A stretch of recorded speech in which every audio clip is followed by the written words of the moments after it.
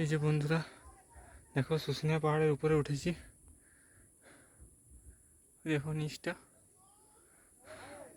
দুদিন বসে বসে ছিলাম, গাড়িতে ছিলাম, বেশি হাঁটাচলা করা হয়নি, শরীরটা ঝরঝরে হয়নি, তার জন্য শরীরটা যে ম্যাজম্যাজে লাগছিলো।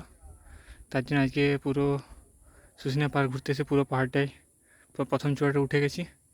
শরীরটা বেশ ঝরঝরে লাগছে এবং যতক্ষণ না শরীরটা ঝরঝরে ততক্ষণ আর কোনো খাবার খাবো না।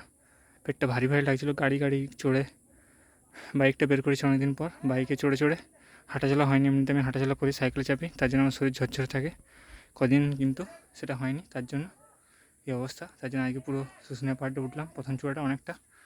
আশা করছি শরীরটা ঝরঝরে হয়ে যাবে এবং ভালো লাগছে উঠে। দেখো বন্ধুরা তোমরা ভিউটা।